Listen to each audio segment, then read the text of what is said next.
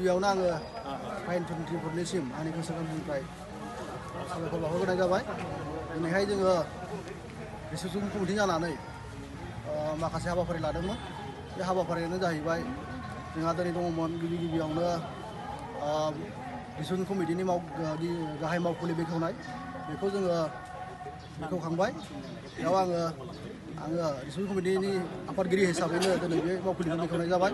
लोगोसेनो नैथि हाबाफारि दङमोन जोंहा नैबे फैगौ 16 नभेम्बर बर' थुनलाइ आफादनि जोनोम सानजों लोब्बा लाखिनानै 15 आरो 16 अक्ट'खालि जानो गोनां दुलाराय जिल्ला बर' थुनलाइ आफादनि जिथु कनफारेन्स, लोगोसे सिमेन्ट प्राइमारि बर' साहित्य सभानि कनफारेन्स, लोगोसे आइजो अनसाय आफाद सिमेन्ट आनसलिकनि जिथु कनफारेन्स, बे कनफारेन्सनि सायनासालिनि बा पेन्डेलनि जिथु गाहाय खुन्थियानि हाबाफारि गायसननाय दंमोन।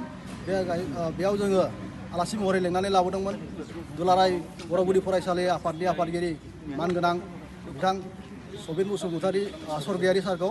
बिथाङा दिनै बे हाबाफारिखौ मोजाङै मावफुंलांबाय। आरो जोंहा दिनैहाय जोबथारनायाव मोनसे हाबाफारि दंबावो। जोङो दिनै फैगौ जानो गोनां कनफारेन्सनि जिथु दालाय आफादफोरनि बिबान गथायनाय, बे बिबान गथायनाया जोंहा दसे उनावनो जागोन।